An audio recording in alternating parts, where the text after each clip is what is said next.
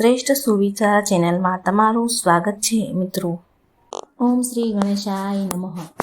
જય શ્રી કૃષ્ણ મિત્રો. કોઈના મનની વાત જાણવી હોય તો આ વાર્તાને મિત્રો તમે જરૂર ધ્યાનથી સાંભળજો. બહુ સરસ મજાની કથા છે, તો મિત્રો સાંભળજો, બીજાને પણ સંભળાવજો અને વિડીયો સારો લાગે તો લાઈક શેર કરજો અને મારી ચેનલને સબસ્ક્રાઈબ જરૂર કરજો. કોઈના પણ મનની વાત જાણવાના 3 પ્રકારો હોય છે. આ ત્રણેય પ્રકારને સમજવા બહુ જ જરૂરી છે. જો તમે આ 3 રીત સમજી લેશો તો તમે પણ કોઈના પણ મનની વાત જાણી લેશો, સમજી શકશો. તો ચાલો આપણે એક વાર્તાના માધ્યમથી સમજીએ કે કેવી રીતે બીજાના મનની વાત જાણી શકાય. હવે આ બહુ સમય પહેલાંની વાત છે. એક નાનું એવું ગામ હતું. એ ગામમાં 2 ભાઈઓ રહેતા. એમાં મોટો ભાઈ હતો તે આંધળો હતો, એટલા માટે એ હંમેશા ઘરે જ બેસી રહેતો હતો. અને જે નાનો ભાઈ હતો એ ખેતી કરતો હતો, પરંતુ ખેતરમાં બહુ વધારે જાનવરો આવવાથી બધા જાનવરો ખેતરનો પાક ખાઈ જતા હતા. તો ખેતરનો પાક નષ્ટ પામતો હતો અને આ કારણથી નાનો ભાઈ બહુ હેરાન થઈ ગયો. ત્યારે એને એક ઉપાય સૂઝ્યો કે એક દિવસ તેણે વિચાર્યું કે ખેતરમાંથી જાનવર ભગાડવા માટે હું મારા મોટા ભાઈની મદદ લઉં. આમ પણ મોટા ભાઈ આંધળા છે અને ઘરે બેસી રહે છે, અને તેને જાનવરોનો આવવાનો અવાજ આવશે, એને આહટ આવશે આવવાની જાનવરોની, તો તે જાનવરોને બગાડી દેશે, જેનાથી ખેતરનો પાક નાશ નહીં પામે. માટે હું મારા મોટા ભાઈને ખેતરમાં બેસાડી દઉં.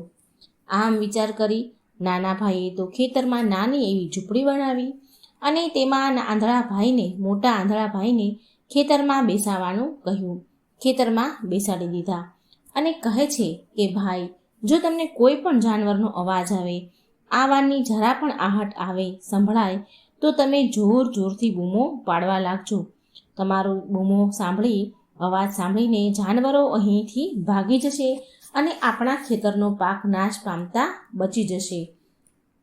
મોટા ભાઈએ નાના ભાઈની વાત માની લીધી અને એ દિવસથી તે ખેતરમાં જ રહેવાનું શરૂ કરી દે છે. એ આંધળા ભાઈ જ્યારે પણ કોઈ જાનવરનો અવાજ આવે, તેને સંભળાય, તો તે તરત જ જોર જોરથી બૂમો પાડવાનું ચાલુ કરી દે અને બૂમોનો અવાજ સાંભળીને ખેતરમાંથી ભાગી જતા જાનવરો. આમ કરતાં કરતાં કેટલાય દિવસ વીતી ગયા. ત્યારે એક દિવસ તેના ખેતરમાં એક હરણી ભાગતી દોડતી આવી અને તેના ખેતરના પાકને તોડીને ખાવા લાગી. અને પછી જે વાડ બાંધી હોય ખેતરની, એ ખાઈને ભાગી ગઈ. પણ એ હરણીનો પીછો કરતા એક રાજા પણ તેના ખેતરમાં આવ્યો અને એ રાજાની નજર એ આંધળા ભાઈ પર પડી. રાજા એને કહે છે કે જુઓ ભાઈ, હું અહીં એક જાનવરનો પીછો કરતા આવ્યો છું. શું તમને એ જાનવર અહીંથી જતું હોય એવું જોયું? તમે અહીંયાથી કોઈ જાનવર ગયું ખરી? આ સાંભળીને એ આંધળા ભાઈ બોલ્યા, હે રાજન, હું તો આંધળો છું, પણ હું ભલા કોઈ જાનવરને કેવી રીતે જોઈ શકું? પણ હા, હું એટલું જરૂર કહીશ કે જે જાનવર મારા ખેતરમાંથી ભાગ્યું છે એ તમારે લાયક નથી. તમે એની પાછળ તમારો સમય વ્યર્થ ન કરો. રાજા તો આ આંધળા વ્યક્તિની વાત સાંભળીને આશ્ચર્ય પામ્યો. રાજા વિચાર કરવા લાગ્યો, અરે, આ તો આંધળો વ્યક્તિ છે. પછી આને કેવી રીતે ખબર પડી કે હું જે હરણને શોધું છું એ હરણ મારા લાયક નથી? આ આંધળા માણસ આવું કેવી રીતે સમજી શકે, જાણી શકે? ત્યારે ફરી એ રાજાએ આંધળા વ્યક્તિને કહ્યું કે તમે મારી સાથે ખોટું તો નથી બોલી રહ્યા ને કે તમે આંધળા છો? એક તરફ તમે એવું કહો છો કે તમે આંધળા છો અને એક તરફ તમે એમ પણ કહો છો કે અહીંથી જે જાનવર ભાગ્યું છે તે મારા લાયક નથી. આ સાંભળી પેલા આંધળો ભાઈ કહે છે, હે રાજન, જેને તમે એક હરણ સમજો છો ને, તે એક હરણી છે, અને એ હરણી ગર્ભવતી પણ છે. અને જ્યાં સુધી મને જ્ઞાન છે, મારી સમજ છે, ત્યાં સુધી મેં ક્યારેય એવું નથી સાંભળ્યું કે એવા કોઈ રાજા નથી જોયા કે ગર્ભવતી હરણીનો શિકાર કરતા હોય. એવું નથી જોયું મેં આજ સુધી. એટલે આ કારણથી હું તમને એ કહું છું કે એ હરણી તમારે લાયક નથી. તમે તમારો સમય એની પાછળ વ્યર્થ ન કરો. આ સાંભળીને રાજા વધારે આશ્ચર્ય પામ્યા. એ તો સ્તબ્ધ થઈ ગયા. રાજા વિચારવા લાગ્યા કે અરે, આ આંધળો વ્યક્તિ એવું કેવી રીતે જાણી શકે કે એ હરણી જ છે અને ઉપરથી એ હરણી ગર્ભવતી છે? આટલી બધી ખબર આને કેવી રીતે પડી? રાજા તો થોડી વાર તો વિચારમાં જ પડી ગયા અને એમના સેનાપતિને કહે છે કે મને એ જાનવર જીવતું જોઈએ, કારણ કે મારે એ જાણવું છે કે શું એ હરણી છે અને શું એ ગર્ભવતી છે, કેમ કે આ આંધળા વ્યક્તિ બહુ વિશ્વાસની સાથે આ વાત કહી રહ્યા છે અને મારે આ વાતની પુષ્ટિ કરવી છે. જો એ હરણી હશે અને ગર્ભવતી હશે તો એ આપણા શિકારને લાયક નથી, કેમ કે આપણે તો એક હરણનો પીછો કરી રહ્યા હતા. માટે તમે જાઓ અને ખાતરી કરો કે શું એ હરણી જ છે અને એ ગર્ભવતી છે. પછી એના સેનાપતિ અને સૈનિક રાજાની આજ્ઞા લઈને જાય છે અને થોડી વાર પછી જ્યારે એ સૈનિકો પાછા આવ્યા અને રાજાને કહે છે કે હે રાજન, જે આ આંધળા વ્યક્તિએ જે પણ વાત કહી છે તે બિલકુલ તદ્દન સાચી છે, કારણ કે તે એક હરણી જ છે અને એ હરણી પણ ગર્ભવતી જ છે. આ સાંભળી રાજા તો બહુ આશ્ચર્ય પામ્યા અને એ તો વિચારમાં જ પડી ગયા. તેને એ વાત સમજમાં ન આવી કે અરે, આ આંધળા વ્યક્તિ આટલું બધું કેવી રીતે જાણી શકે? એ જાનવર એક હરણી જ છે અને એ પણ ગર્ભવતી છે, તો એક આંધળો વ્યક્તિ, એક આંધળો આદમી આ કેવી રીતે સમજી શકે, જાણી શકે? એ તો જોઈ પણ નથી શકતો ને. આવા ઘણા બધા પ્રકારના પ્રશ્ન રાજાના મનમાં ઊભા થયા. હવે રાજાએ નક્કી કરી લીધું કે મારે એ તો જાણવું જ છે કે આંધળા વ્યક્તિને આ કેમ ખબર પડી. આમ વિચારીને રાજા એ આંધળા માણસ પાસે ગયા અને એ આંધળા વ્યક્તિને કહે છે કે જુઓ, હું એ તો નથી જાણતો કે તમે સાચું જ માં આંધળા છો કે નહીં, તમે ખોટું બોલી રહ્યા છો કે નહીં. હું એક વાત જાણવા માંગુ છું કે શું તમે મારા પ્રશ્નનો જવાબ આપશો ખરી? સાચો જવાબ આપશો? એટલે આંધળો વ્યક્તિ મોટો ભાઈ બોલ્યો, હે રાજન, તમે જે પણ પૂછવા માંગો છો, જે પૂછવું છે તમે પૂછી શકો છો. હું તમને બિલકુલ સાચો જ ઉત્તર આપીશ. રાજા બોલ્યા કે એક તો તમે કહો છો કે તમે આંધળા છો અને બીજી તરફ તમે એ પણ કહો છો કે જે જાનવરનો હું પીછો કરી રહ્યો હતો એ એક હરણી છે અને ઉપરથી એ ગર્ભવતી છે. તે તમને આ વાતની ખબર પડી જ કેવી રીતે? તમારા ખેતરમાં બીજા પણ જાનવર ઘણા બધા આવતા હશે, એ પણ અહીંથી નીકળ્યા હશે, તો પછી આ અનુમાન તમે કેવી રીતે લગાવ્યું? ત્યારે એ આંધળો વ્યક્તિ એ મોટો ભાઈ રાજનને કહે છે કે હે રાજન, તમે જે હરણીનો પીછો કરી રહ્યા હતા એ હરણી જ્યારે મારા ખેતરમાં આવી તો તેની ગતિ અને તેના ભાગવાની જે ગતિ હતી અને તેની આહટથી મને એ અહેસાસ થઈ ગયો, એ અનુભવ થઈ ગયો કે એ એક હરણી છે અને મારા ખેતરની જે વાડ બાંધેલી છે એ બહુ જ નાની છે, તેની ઊંચાઈ વધારે નથી. જો કોઈ હરણ હોત તો એ બાંધેલી વાડને બહુ સરળતાથી ઓળંગી જાત, પણ એ હરણીએ એ વાડને તોડીને ભાગી. એ કૂદી નહીં, એને કૂદકો ન માર્યો, પણ એ વાડને એને તોડી અને પછી ભાગી. અને જો એ આ બાંધેલી વાડને છલાંગ પણ મારત, કૂદવાનો પ્રયાસ પણ કરત, તો એનાથી એના પેટમાં રહેલા બાળકને નુકસાન થઈ શકતું હતું. અને આ વાતથી મેં એ જાણી લીધું કે એ ગર્ભવતી છે, માટે એણે ઊંચો કૂદકો ન માર્યો ને ખેતરની વાડને તોડીને ભાગી ગઈ. આ સાંભળી રાજાના મનમાં એક વધારે પ્રશ્ન ઉદ્ભવ્યો. રાજાએ કહ્યું કે તમને એમ કેમ ખબર પડી કે એક હરણી છે, બીજા જાનવર પણ હોઈ શકત ને? આ વાત તમે કેવી રીતે જાણી?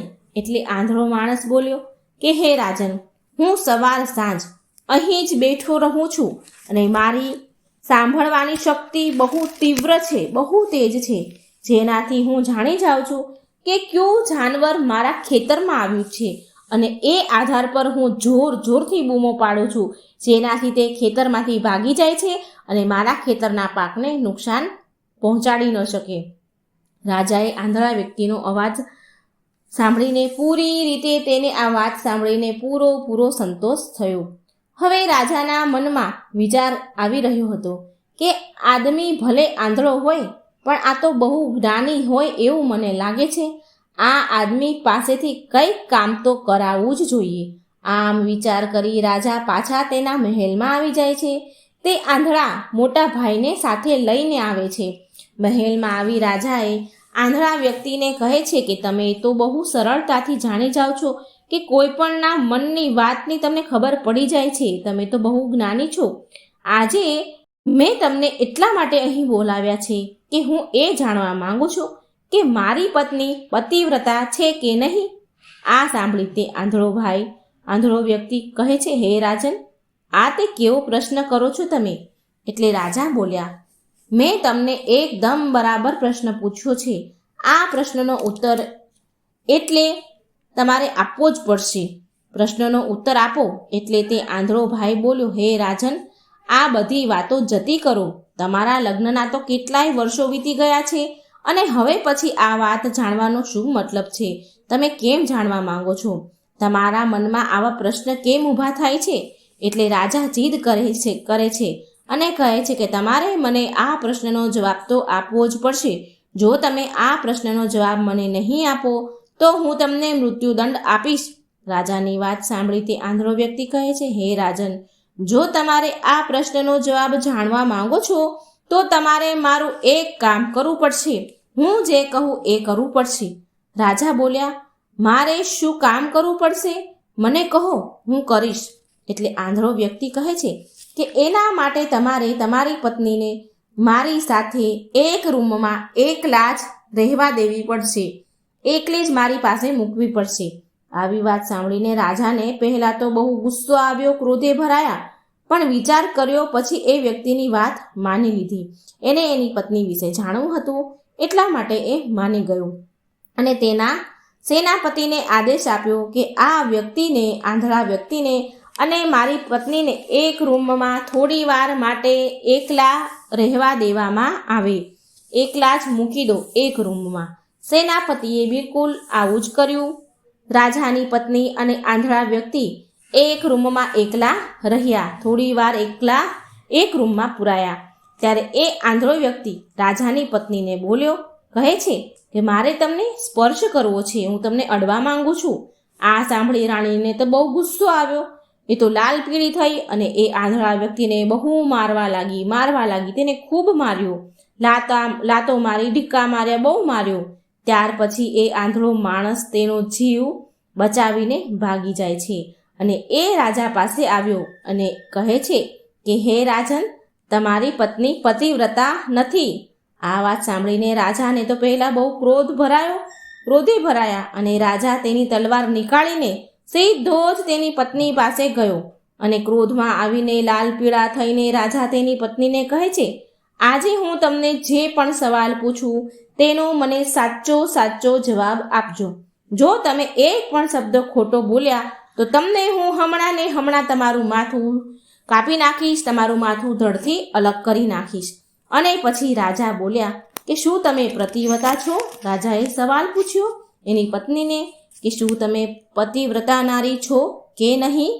એટલે રાણી બોલી, હે રાજન, હે સ્વામી, ભલે તમે મને જાનથી મારી નાખો પણ હું પતિવ્રતા નથી. રાજા આ સાંભળીને બહુ ખુશ થયા, કેમ કે એ આંધળા વ્યક્તિએ જે પણ કહ્યું હતું એ બિલકુલ સાચું નીકળ્યું. આ સાંભળી રાજા તરત એ આદમી પાસે પહોંચ્યા, આંધળા માણસ પાસે ગયા અને આવીને આંધળા વ્યક્તિને કહે છે કે આ તમે કેવી રીતે જાણ્યું?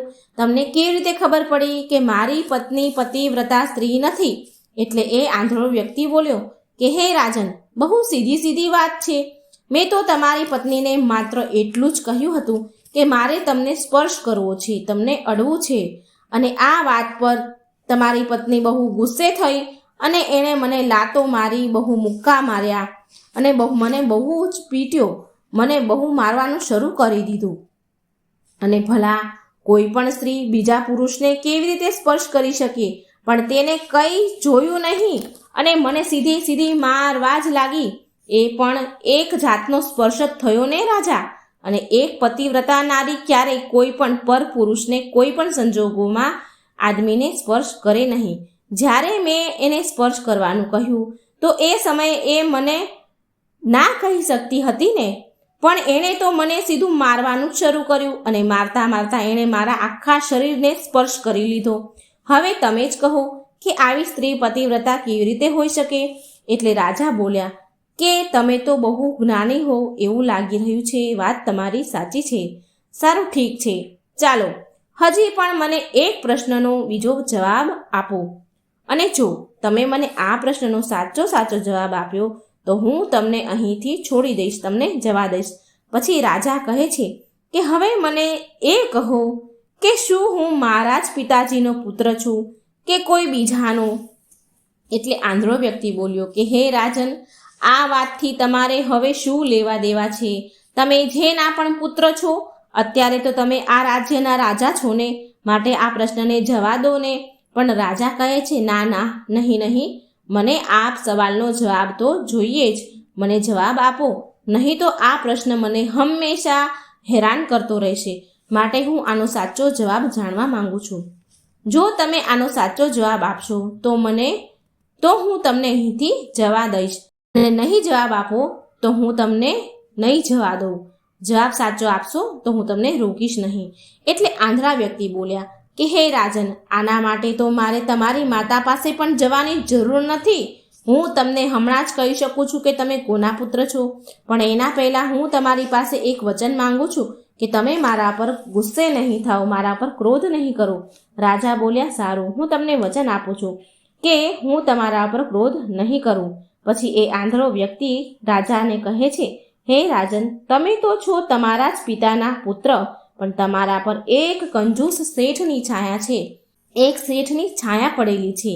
આ વાત સાંભળી રાજાને ગુસ્સો આવ્યો અને એ તો તરત જ તલવાર કાઢીને તેની માતા પાસે પહોંચી ગયા અને તેની માતાને કહ્યું કે માં, મને સાચું કહો કે હું મારા જ પિતાનો પુત્ર છું કે નહીં. જો તમે મને સાચું નહીં કહો ને તો હું મારા પ્રાણ અહીં જ હમણાં જ આપી દઈશ. મને કહો સચ્ચાઈ શું છે? એટલે તે રાજાની માતા બોલી કે તું છે તારા જ પિતાનો પુત્ર, પણ તારા પર એક કંજૂસ શેઠની છાયા પડી છે. જ્યારે હું એકવાર નાહ્યા પછી મારું મોઢું કાચમાં જોઈ રહી હતી ત્યારે એ કાચ પાછળ એક કંજૂસ શેઠ ઊભો હતો. ત્યારે મેં એક કંજૂસ શેઠને જોયો અને એની છાયા તારા પર પડી છે. અને એ તરત દોડતો પાછો પહેલા આંધળા વ્યક્તિ પાસે ગયો. રાજા આ એની માતાનો જવાબ સાંભળી અને એ આંધળા માણસ પાસે ગયો અને તેને પૂછે છે કે તમને કેવી રીતે ખબર પડી કે મારા પર એક કંજૂસ શેઠની છાયા પડી છે? એટલે આંધળો વ્યક્તિ કહે છે કે રાજન, તમે મને કેટલા બધા સવાલ પૂછ્યા, મેં તમને બધાના જ સાચા જવાબ આપ્યા. જો કોઈ બીજો રાજા હોત ને તમારી જગ્યા પર, તો મને આ સાચા જવાબના બદલામાં ઢગલા બંધ મને ઇનામ મળ્યા હોત. પણ અત્યાર સુધીમાં આટલા બધા પ્રશ્નના જવાબ આપ્યા છતાં પણ તમે મને એક ફૂટી કોડી પણ નથી આપી. આ વાત પરથી મેં અનુમાન લગાવી લીધું કે તમે બહુ કંજૂસ છો. આ વાત સાંભળીને રાજા તો જોરથી ખખડવા લાગ્યા, હસવા લાગ્યા અને બોલ્યા તમે જે પણ માંગશો ને હું એ તમને જરૂર આપીશ.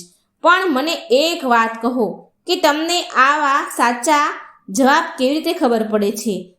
આ સાચી રીત જવાબની તમને કેવી રીતે ખબર પડે છે? અને ખોટી વાત છે એ તમને કેવી રીતે ખબર પડે છે?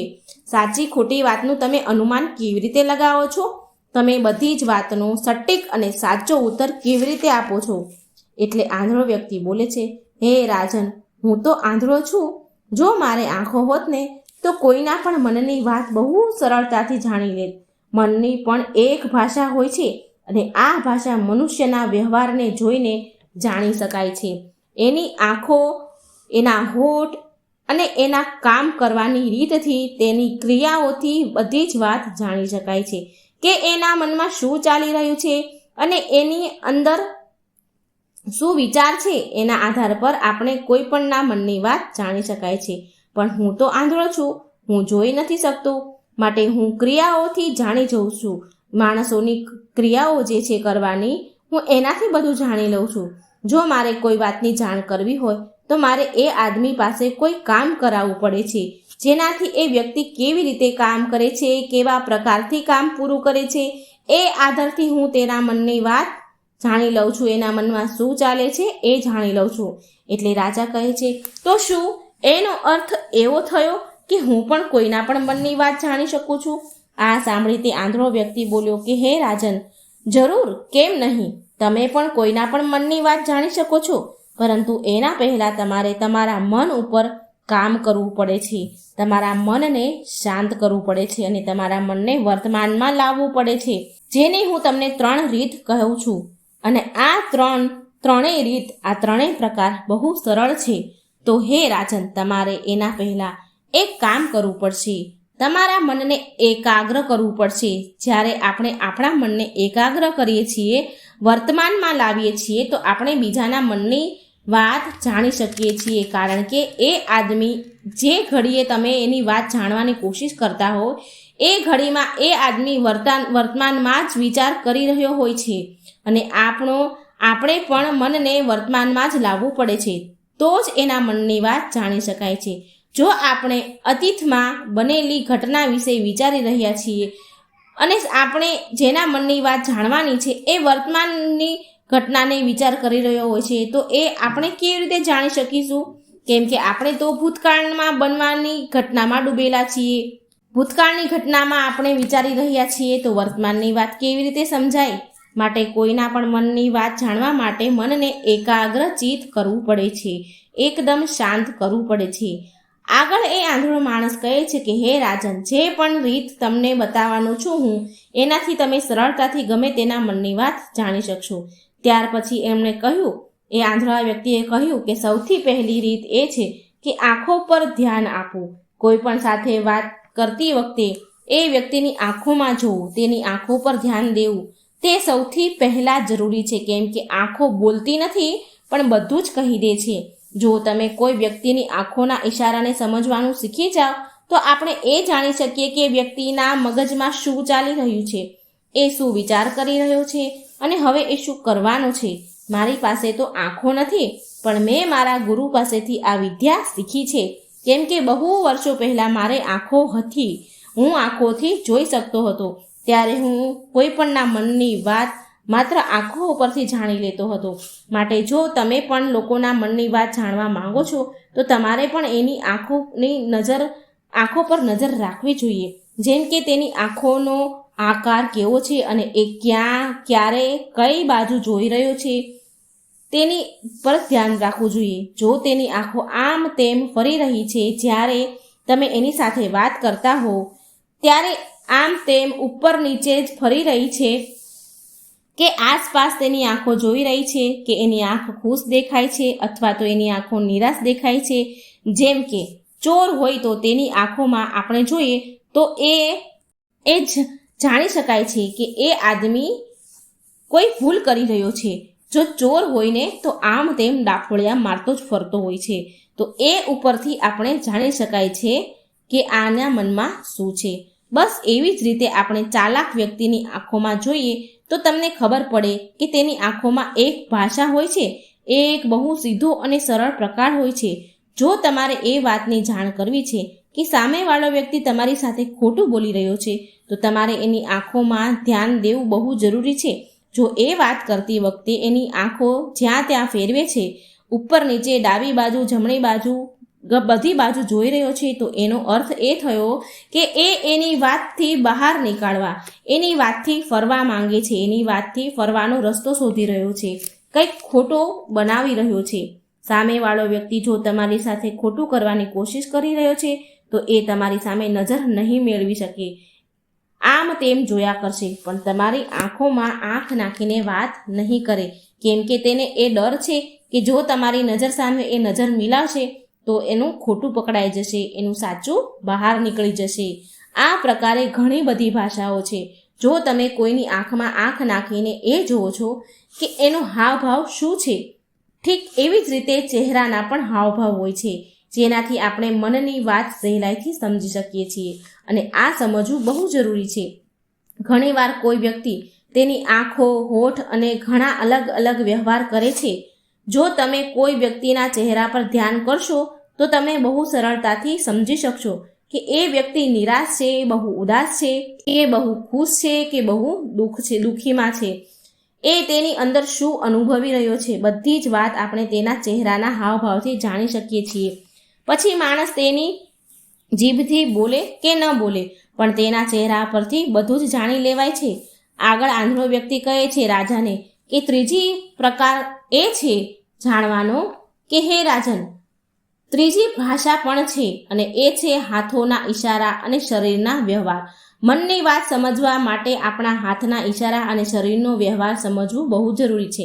કોઈ પણ વ્યક્તિ જ્યારે વાત કરે છે ત્યારે તમે જોયું હશે કે એ એના હાથોને હલાવતો રહે છે, એના હાથોથી ઈશારા કરે છે વાતો કરતી વખતે, અને વાત કરતી વખતે તેના શરીરના વ્યવહાર પણ જોવો જરૂરી છે. એના પણ પૂરો ઉપયોગ, શરીરનો ઉપયોગ પણ તે વાતો કરતાં કરતાં જરૂર કરે છે. આનાથી આ જાણ થાય છે કે એ વ્યક્તિ આપણી વાત પર કેટલું ધ્યાન આપે રહ્યો છે અને એના મનમાં શું ચાલી રહ્યું છે. શરીરના વ્યવહારને જોવા માટે એના હાથ મચડવા, મટકાવવા, શરીર મટકવું, મચડાવવું, ચહેરા પર વારંવાર હાથ લાવવો, હાથને એકબીજા સાથે મસળવા, આવી ઘણી બધી પ્રક્રિયા છે જેના પર ધ્યાન આપવું ઘણું જરૂરી છે. મનની વાતને સમજવા માટે શરીરના વ્યવહારને પણ સમજવું પડે છે. જો આપણે આ 3 રીત પ્રકાર સમજી લઈએ, પૂરા ધ્યાનથી સમજીએ, આના ઉપર ધ્યાન આપીએ તો સારી રીતે સમજી શકીએ કે આપણે બહુ સરળતાથી કોઈ પણના મનની વાત જાણી શકાય છે. માટે જો તમારે કોઈના મનની વાત જાણવી છે તો ચહેરા પર, એના શરીરના હાવભાવ અને એના હાથના પર ધ્યાન જરૂર દેવું જોઈએ, જેનાથી તમે એ સમજી શકશો કે તેના મનમાં શું ચાલી રહ્યું છે, શું વિચારી રહ્યો છે. પણ આ બધા પહેલાં તમારે તમારા મનને એકાગ્ર કરવું પડે, શાંત કરવું પડે અને તમારું મન એકાગ્રચિત થવું જોઈએ. ત્યારે તમે એ બધી જ ક્રિયાઓ પર ધ્યાન આપી શકો અને સમજી શકો. નહીં તો જો તમે અતીતના ઘટનામાં ખોવાયેલા છો, ભવિષ્યની યોજનામાં વ્યસ્ત છો, તો તમે એ વ્યક્તિના હાવભાવ પર ધ્યાન નહીં આપી શકો અને તમે એ ક્યારેય નહીં સમજી શકો કે તેના મનમાં શું ચાલે છે, તે શું વિચારે છે. તમે મિત્રો જોયું હશે કે કેટલાય એવા સંત મહાત્મા છે જે બહુ તમને શાંતિથી જોવે છે. તમે જ્યારે એની પાસે જાઓ તો બહુ શાંતિથી જોવે છે અને તમને જોઈને એ તમને બધું જ કહી દે છે. તમારા મનમાં શું ચાલે છે, તમે એની પાસે શું જાણવા આવ્યો છો, એ બધું જ તમને કહી દે છે. અને સૌથી પહેલું પ્રમુખ કારણ એ છે કે એ તમને વાંચી શકે છે, તમને સમજી શકે છે, તમારા મનની વાત જાણી શકે છે. કેમ કે એમનું મન એકદમ એકાગ્ર હોય છે, શાંત હોય છે અને આ જ કારણથી એ તમારા મનની વાત જાણી લે છે. તો મિત્રો, આ પ્રકારે કોઈ પણના મનની વાત આપણે જાણી શકીએ છીએ. જો મિત્રો વાર્તા સારી લાગે તો વિડીયો લાઇક કરજો, શેર કરજો, મારી ચેનલને સબસ્ક્રાઈબ જરૂર કરજો. જય શ્રી કૃષ્ણ, રાધે રાધે, થેન્ક યુ.